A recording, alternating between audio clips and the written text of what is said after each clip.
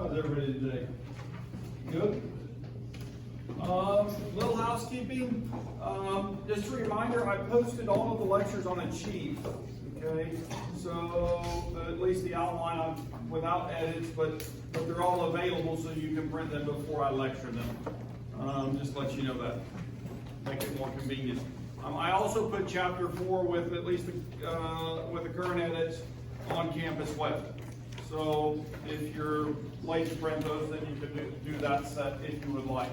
So they're in both places now. But anyway, so that's done. The midterm grades are posted in Campus Web. They did not have the corrections in them. As I said, we worked on those today. They'll probably be in the grade book in the next couple of days. Okay, just to let you know that. Lab this week is the spectroscopy lab. If you haven't had lab, print your lab before you go. And I think that it has gone well for everybody. I know that my student assistants actually taught Mr. White's lab last night, and I was very thankful for them to do that. I came in and helped a little bit. I hung around and was there for a crisis, or if they needed me to step in. So but they did it, and I think did a very good job. So I was very proud of them, and so I want to compliment them. And you guys don't know how much work and how much they do to make your education possible. They're invaluable, and so you should thank them every once in a while just to let them know when they're helping you. It's a good thing. Okay, so anyway, so just throw that out there. Other than that, next week there will be a lab quiz posted for that, and we'll do titration. So just let you know that that's coming. So that's the lab that we're going to do. Also, while I'm doing housekeeping, I want to assign chapter 5 for reading. Okay, we'll finish chapter 4 today, and chapter 5 is now assigned for reading. So,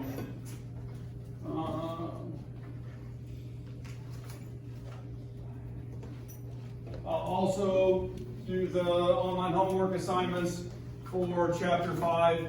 Those will go up, and try to do the learning curves before you come to class. Okay, so that you're reviewing instead of learning the first time. It will help you, I promise. All right. We stopped last time and we were doing these cool quantum numbers. And so we have the principal quantum number N. And so those are energy levels, right? And so they're whole numbers. They start at 1 and go up, right, to the energy level that we need. And then the second quantum number was the angular quantum number L, and they start at 0 and go to 1, 2, and 3. Those are the ones that we're going to use, and those correlate to orbitals sp, d, and f. I had a mind blank there. And so those are the what they're representing with that. And then we have m sub L, right? And when I have a m sub L that is equal to 0, the magnetic moment, then I have an s orbital and only 2 electrons go into that, so we're defining lobes, and so that value would be 0. Okay? If I have a p orbital, how many lobes are there? 3, and so the possibilities would be -1, 0, and +1. Okay? And so that's when this number is 1. And if I move to 2, then I have a d orbital. And how would I express this? -2, -1, 0, +1, and +2. Right? And then if I have an f orbital, we have the most complicated one, and it would be what? -3, -2, -1, 0, +1, +2, and +3. And so those are all the options. I can put electrons, 2 electrons here, 2 electrons, 2 electrons, 2 electrons, 2 electrons, 2 electrons, and 2 electrons for a total of how many electrons? 14, right? And that's how you're making that count. This one holds 6 electrons, and so on. And the last quantum number, which is the magnetic spin number, n sub s, And what are the two possibilities for that? -1/2 and +1/2. So, is this really that bad when it's put in a board like that? No, all it is a decision-making tree, okay? And trying to decide, and like I said, we were looking at this slide when we quit last time, excuse me, this one, and we were talking about why the ones were valid that are valid and why the ones that say invalid are invalid. Why is E invalid? What's wrong with it?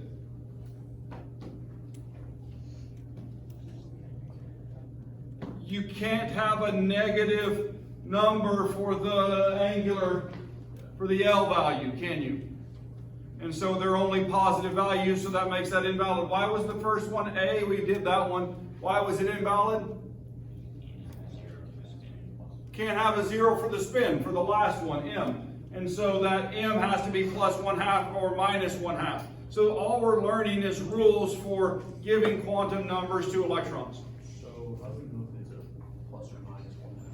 Well, if I'm defining the electrons, right? So let's do one real quick where I'm going to pick n equals 1.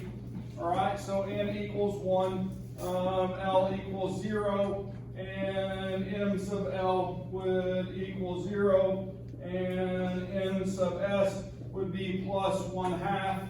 Or there would be a second electron in that orbital, right? And it would have the same quantum number.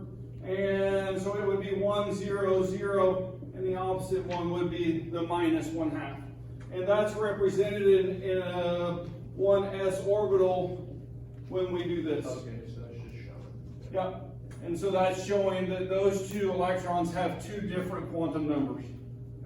Okay? Because I can't have any, well, in fact, there's a rule right here, the Pauli exclusion principle, that states no two electrons can have the exact same quantum numbers, right? And so when we're looking at these, for each one of these levels, right, if I were to go to 2 and look here, right, then I'm going to have 3 sets of electrons, 3 pairs, that are going to be n equals 2, L equals 1, and then I'm going to have the plus and minus 1/2 of the -1, the plus and minus 1/2 of the 0, and the plus and minus 1/2 for the +1. And so those are the 6 electrons that exist if that electron valence shell is, or that electron shell is full. Yeah. Okay, cool? Yeah. Yeah. And so we can do that for all the electrons in an atom. Okay, and we can define them by quantum numbers based on the location that they're at. Okay, and then from that we can do energy calculations.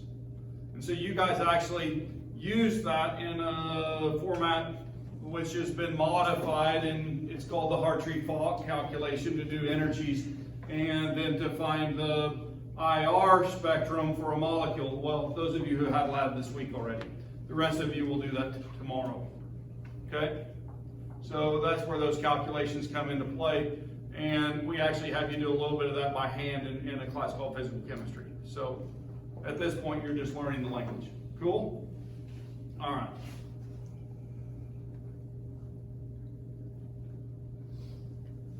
The rest is reviewed. You guys can look through that, and guess what? We're moving to chapter 5.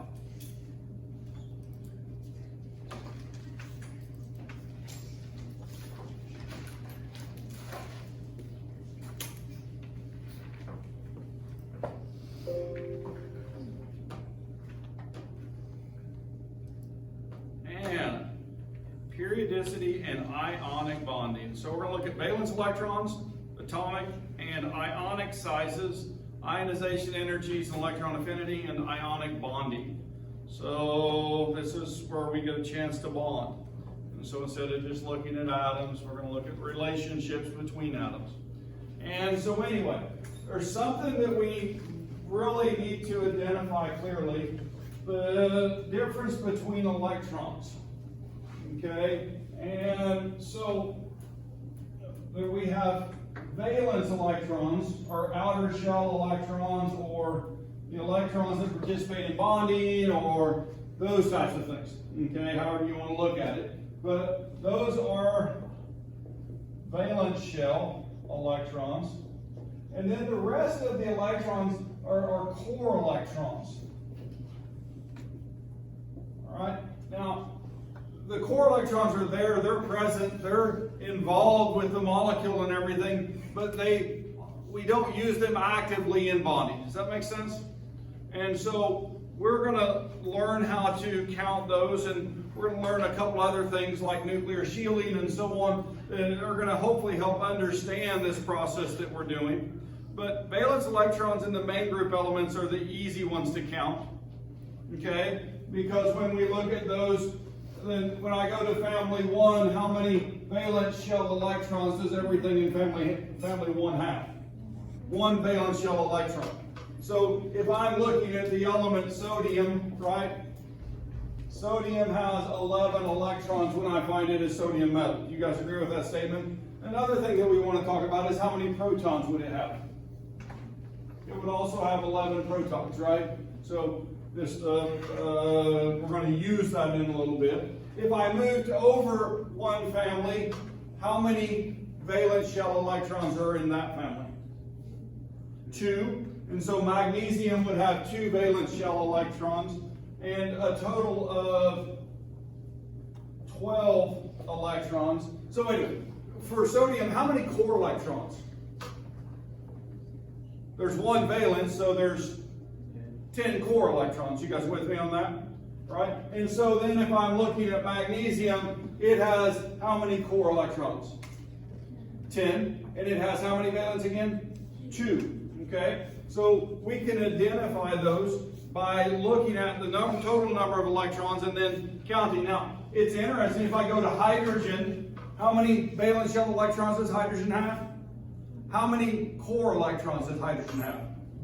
0. Okay? So it's a place that it has zero core electrons, right? So the valence shell electrons are involved in bonding, so elements with the same valence configuration do the same bonding, right? So, yeah, go ahead. Helium would be the same as hydrogen that way. Helium would be, it has no core electrons, that is true, yeah. So it has 2 valence shell electrons. It's stable, it doesn't bond. It really just hangs on those. The nuclear shielding there is no nuclear shielding, so those electrons are very hard to remove from helium, and so nothing can even grab hold of them. Helium says, they're mine, leave me alone, right? And so, but if we even move to lithium, when we have 1 valence shell electron, but when it becomes the ion, it gives it away and becomes like helium. And, or not, yeah, in terms of the valence property. So anyway, so valence electrons are involved in that and give similar chemical properties to those that have the same configuration, right? And then the number of valence electrons in the main group elements are equal to the group number, A group number. So anyway, we'll work on that. If we're looking now, if we come over here to the noble gases, right? All of them have 8 but 1, right? And helium has 2 valence shell electrons and is satisfied. And so anyway, but then if I start counting backwards, then we have 7 valence electrons, 6, 5, 4, 3, 2, and 1. Cool? You guys with me on that? Yeah. And so we've done this a whole bunch. All right. You guys this is review. So if you haven't gotten it, then hopefully this time you will. And so we are looking at it from that perspective. Now, I want you guys, this is for practice from the last chapter, I want you guys to do the electron configurations for oxygen and sulfur, selenium and tellurium. And so this is good practice, and then we're going to do some comparison to talk about it from valence shell configurations, okay?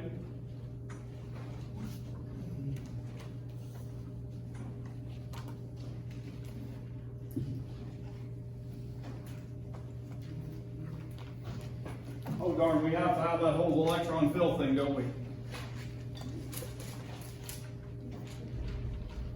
You guys do that on your own this time? I'm going to give you a minute to try. You know what I'm talking about, right? You're going to fill first 1s, 2S, 2P, and you're gonna put your diagonal lines to do that. I'm trying to get you where you can do this, okay? So I'm gonna get, Short. do what? Shorthand with noble gases. You can do shorthand with noble gases, yes. You can do shorthand with noble gases.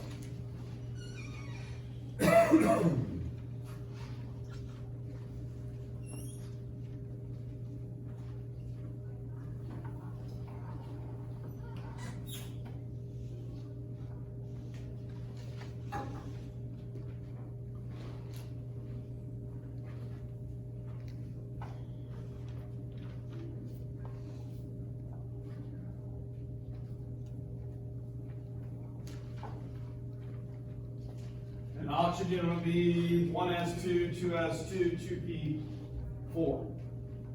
Right? So just to make sure you're doing the right thing.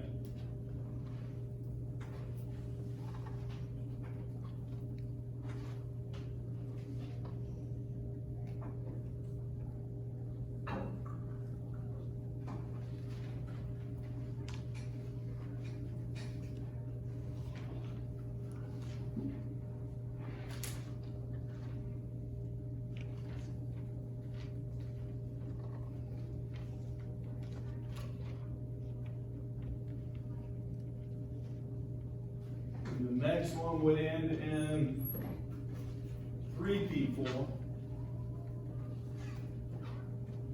And the following one would end in 5 or 4. 2, 3, 4. Yeah. 2, 3, 4, 5. I don't know if I counted right or not. Because we started in 2p, right? So yeah, you're right, it would be 5.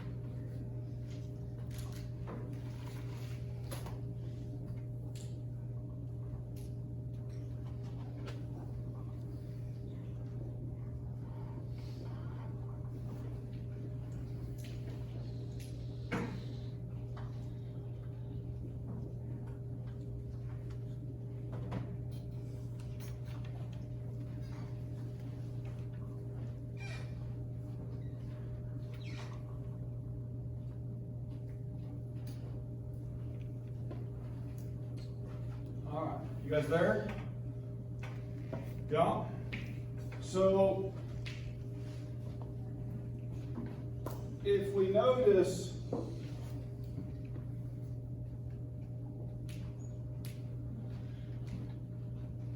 those are common, the S2P4 is common for each of those elements as we go down. Okay? So, they behave in a similar fashion when they do bonding, okay? And so, in other words, they have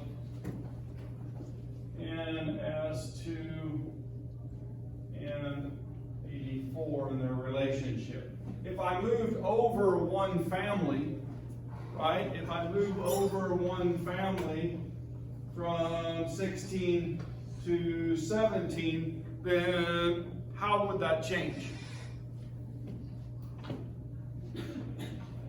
It would all be P5, wouldn't it? You guys with me? And so those all behave the same in the same fashion. And so we're looking for similarities in those energy levels, right? Now, we also notice that in this case, these d orbitals are full, right? And so they're not going to participate in the bonding relationship, okay? So those are the relationships. So how about this? Determine the number of valence electrons in sodium and chlorine. How many valence electrons does sodium and chlorine? I should say, how many valence shell electrons do each of these have? 6, right? From the S and the P, okay? From the S and the P, those are the ones that are going to participate in the bonding, all right? What about sodium? How many does it have? It has 1. How many does chlorine have? 7, okay? So just by looking at the periodic table, then we can find those values for the number of electrons, okay? Those valence shell electrons. All right. Oops, usually I move those. I missed that one. All right. The sizes of atoms, okay? Atoms and ions are determined, their size is determined by their electronic structure and interactions between the oppositely charged nucleus and the electrons. And we need to remember that electrons have a -1 charge and a proton has a +1 charge. And so, well, when we start talking about the size of things, then we need to talk about the relationship of the amount of electrons to the number of protons, okay? And from that we get charge, okay? But there's actually more to it than that. And so in these electrostatic relationships where we have very small elements, they have very little nuclear shielding. But when I move to the ones on the lower part of the periodic table, there's a lot of nuclear shielding, and so the electrons start to dominate in that role and shield the nucleus. And so there's an effective nuclear charge in those relationships. And so anyway, oppositely charged particles attract each other, like charged particles repel each other, and as charge increases, so does the attraction or repulsion. And as the two charged bodies get close to each other, the force of attraction or repulsion gets stronger. And so, magnets, right? What happens when I take two magnets and I hold them close to each other? What do? It depends, doesn't it? Because they have a north and south pole. And so if I try to take the norths and put them together, then they push apart, don't they? But if I put the opposite poles, then they come together in the middle, don't they?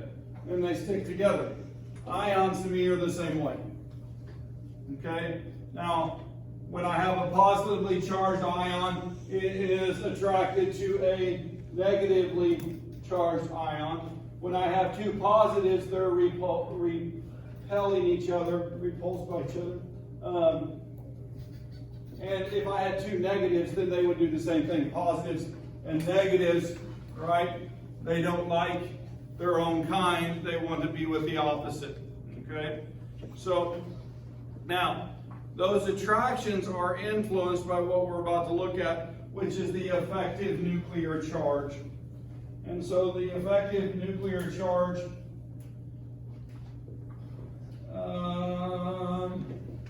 is equal to the number of protons, Z, all right, minus shielding value.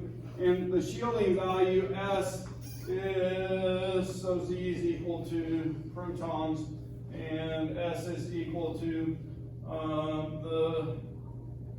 the valence electrons, all right, times 0.35 plus the core electrons, all right, and times 0.85. And so if I'm talking about a particle with more than one electron, there are repulsions between electrons and attractions between electrons and nucleus to consider. And so that effective nuclear charge that would hold on to that electron can be calculated with this value, okay? And so it's a way to compare atoms and how tightly an electron will be held onto. And so that is a basic calculation. Sodium has one valence electron in this 3s orbital, and so we can look at that and how the nucleus is shielded by the remaining 10 electrons. And so we can talk about the the effective pull on that electron. Now, magnesium has 2 valence shell electrons, right? So sodium, as we were saying a minute ago, has 11 total electrons, right? And magnesium has 12 electrons. But magnesium also has 12 protons, where sodium only has 11 protons. You guys with me? Okay. So if I calculate how the nucleus of sodium interacts with one of its valence electrons, it only has one, then I can set up this calculation where the sodium, we're looking at one of those electrons, and then there's no other valence shell electrons. So it would be 11 minus the 0 times 0.35. Terrible use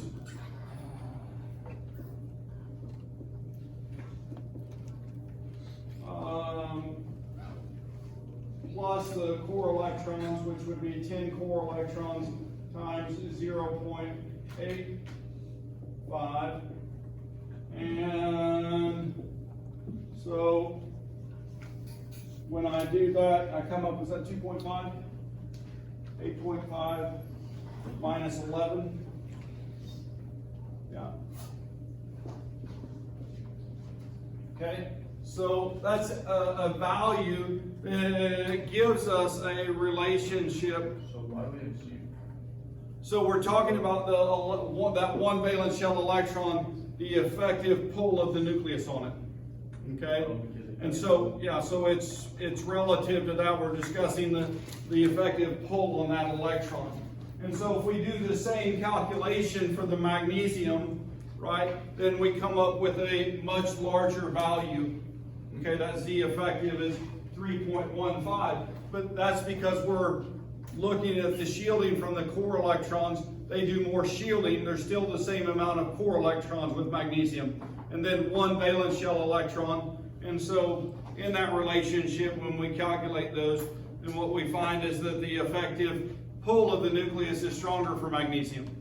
Okay, and so in that relationship with that one valence shell electron.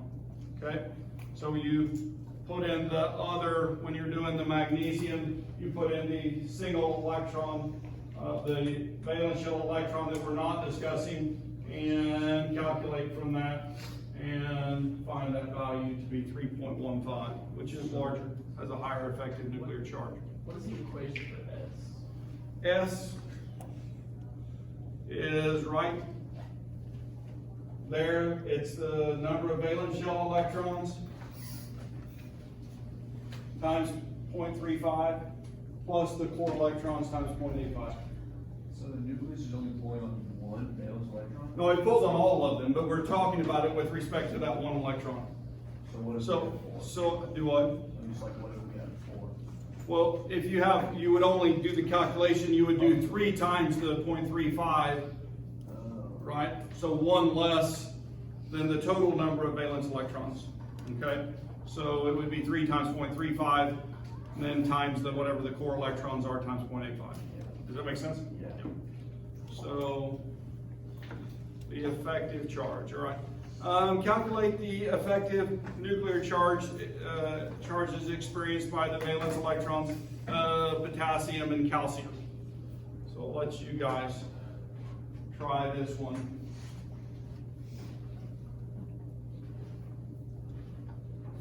So how many total electrons for potassium? Total electrons? 19. How many of those are core? 18. How many are valence? 1.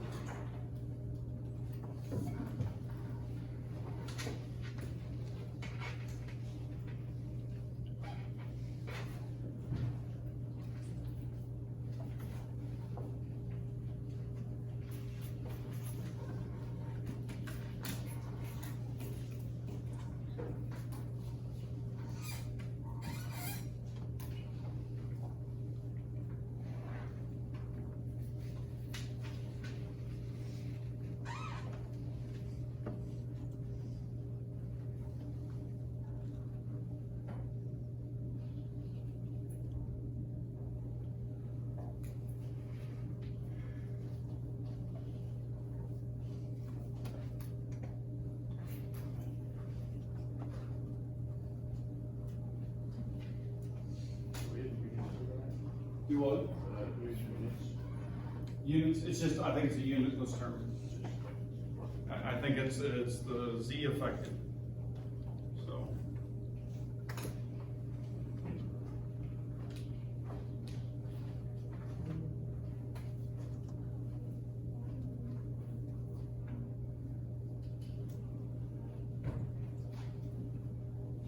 We could probably, there would be a route to get to from there to the ionization energy, for example. And then you would put that in terms of joules or whatever energy unit that you would want. But this is more of a comparison terms, I think, in that relationship. Yeah.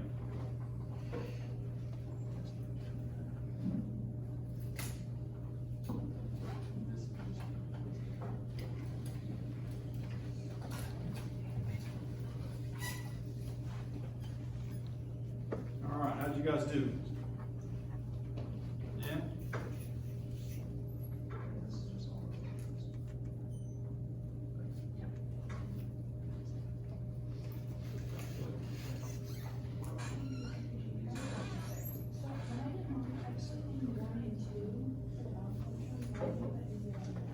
So if you read this last line, it will help.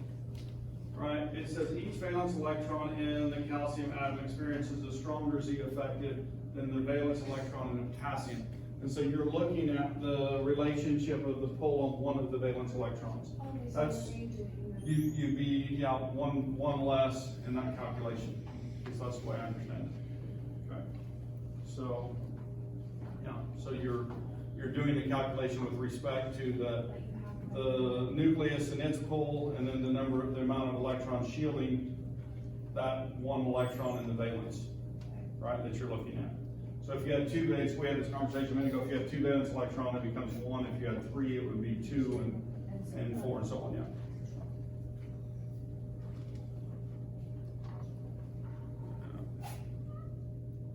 Any other questions? All right. So, atomic radius. So if we're looking up here at the periodic table, and we're atomic radius from left to right generally diminishes. Okay. The same thing going from bottom to top. Okay. Now, the nuclei of the atoms become more and more strongly positive, while the core electrons remain the same, causing the Z effective to increase, right? And so valence electrons experience higher the effective pull or pull more tightly to the nucleus, making the radius smaller. Okay, so that kind of explains that. This general trend is more complex for the transition metals, and atoms and ions get larger as you move up and down the periodic table, or get larger as you move down, get smaller as you move up, and because the number of orbitals increase, right? So here's a picture of that, and this is showing the main group metals and non-metals, and so we see large to small, large to small, large to small. But as we go down, we go this direction, they're increasing in size. And so that's the general trend. Transition metals are more complex, and so there's kind of a little bit of a roller coaster bump in there. Okay? Right? So when we look at that. Without consulting figure 5.3, compare the relative sizes of oxygen and sulfur. Well, which is going to be smaller?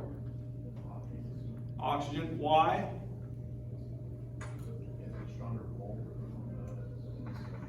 Stronger pull, but also because there's a whole nother layer of what? So if I'm here, I've got 1s, 2s, and I'm in the 2p, right? If I move down to here, then the 2p is full, and I've got the 3s, right?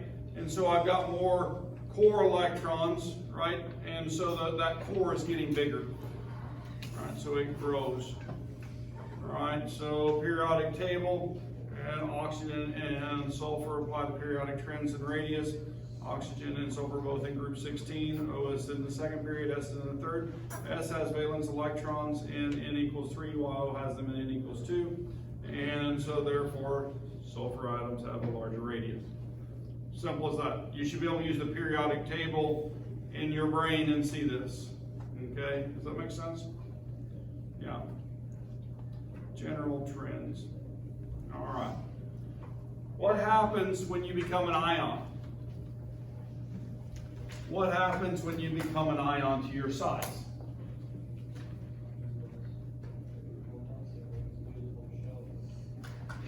If I become a cation, I do one thing. If I become an anion, I do another.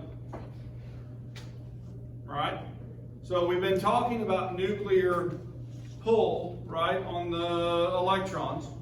If I take some electrons out of my valence shell, then there's less negative charge than positive charge. So what happens? I shrink, don't I? Okay, because the pull is over less electrons. When I add electrons, then what do? I grow in size. And so when I become negatively charged, I grow in size. Okay? Cool? Yeah.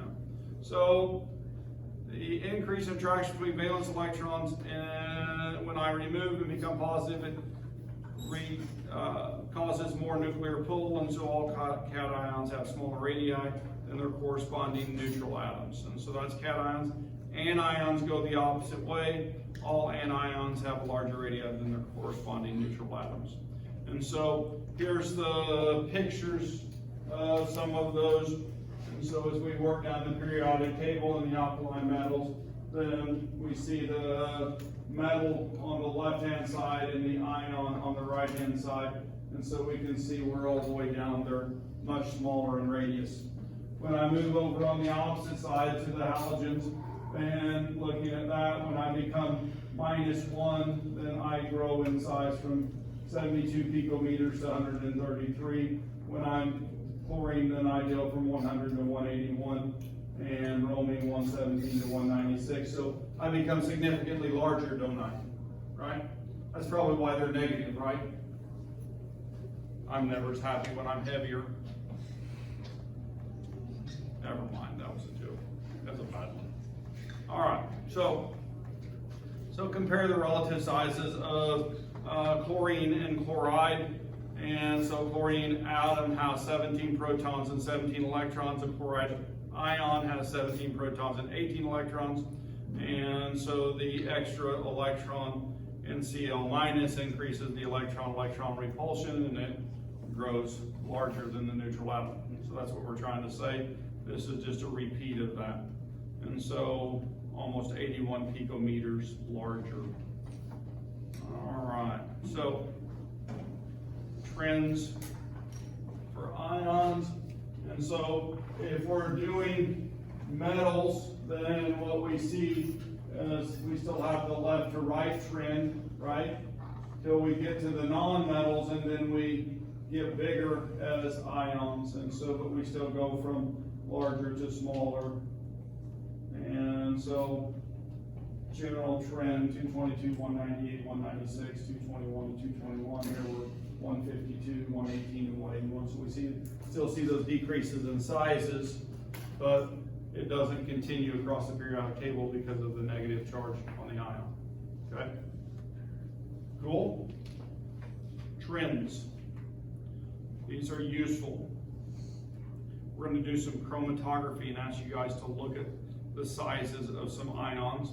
And so in fact, that information that you're going to need, we're going to do chromatography with the chloride ion, the bromide ion, and the iodide ion.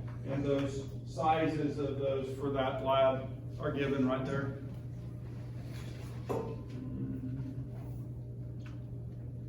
Anyway. All right, without consulting figure 5.5, which is going to be largest and which is going to be smallest?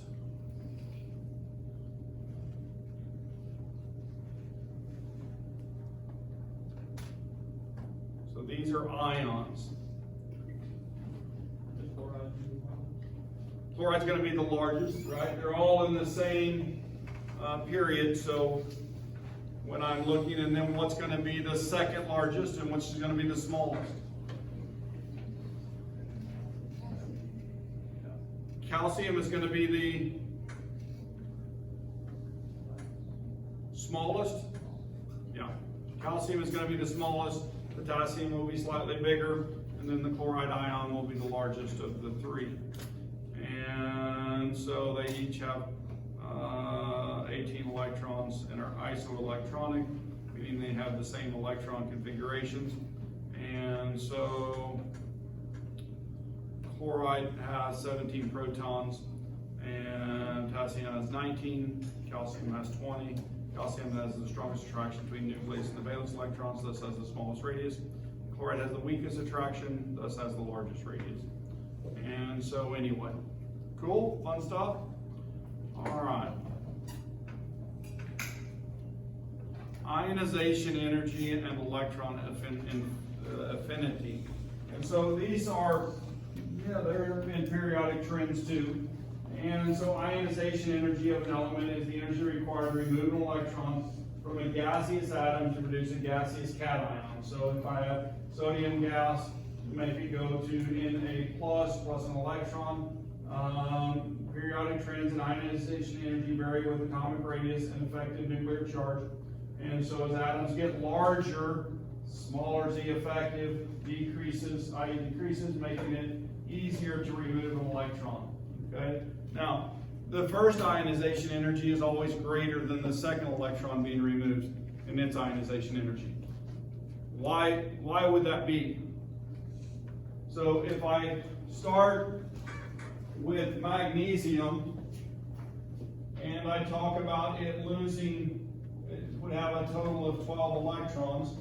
And so if I remove one, right, and I end up with 11 electrons, right, and then I remove a second one and go to 10 electrons, why is it the ionization energy smaller for the first electron removed than it is for the second electron? There's less shielding. Because there's less shielding. I've removed one of the negative charges, right, when I came to here, and so there's more protons than there are electrons, and so the pull on that electron for the 11th electron is greater, okay? And then as I remove another one, that it even gets harder to pull away, okay? And so we always need more energy to remove the second, the third, and so on. This is a really good picture of this. And so this is showing the first ionization number, okay? In other words, the thing that has the highest ionization energy would be the one it would be hardest to take an electron from. Okay, you guys with me? And so what element would it be the hardest to steal an electron from? To take it away from? Helium, right? By far, helium is up here, right? And then hydrogen is all the way down here in the same part of the periodic table. If we start at neon, right, and come down to lithium, and so we move this way on the periodic table, then what we see is that neon is, well, it's the closest thing to helium, isn't it? And so the noble gases, well, look, they lead all of these periods in terms of the highest ionization energy for that period. Okay, so effectively, the ionization energy is the highest on this side of the periodic table. It decreases as we go that way. And then the same thing, the highest ionization energy is at the top, and it decreases as we go down. Cool? You guys with me? And so, now, are there some exceptions in here where they get a little bit out of order? You know, and so it becomes more complex in that middle part of the periodic table. Okay, so what's going on, and part of that is related to the way the orbitals fill and so on. Okay, so we won't have to worry about that too much. We're more worried about that general trend. Okay, you good? You guys good with that? So those general trends.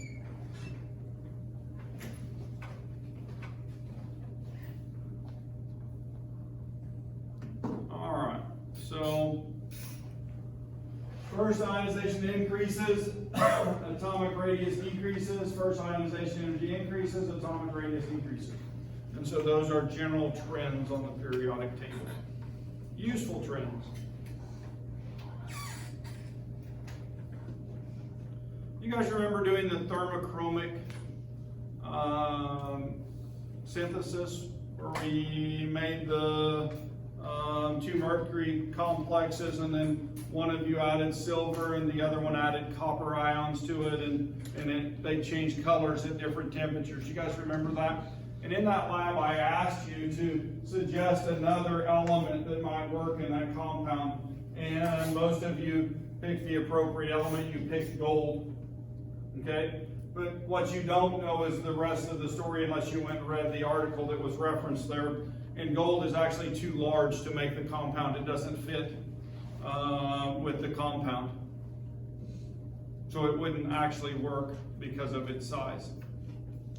It's an interesting concept, isn't it? It's too big. So it doesn't change colors as the other two compounds did. Now, maybe that makes more sense to you, yeah? Well, wouldn't it react easier if it was bigger? Right? If it has less pull? But if it doesn't fit on the other ligand, the mercury, with the iodides on it, then it won't. So if it's too big it gets in the way of itself, right? So it doesn't cause the structural change to make a new color. So anyway. All right, I guess I must be out of time because you guys are packing up. So we'll do some practice on this. predicting or identifying the one with the highest ionization energy and smallest size next time. So have a great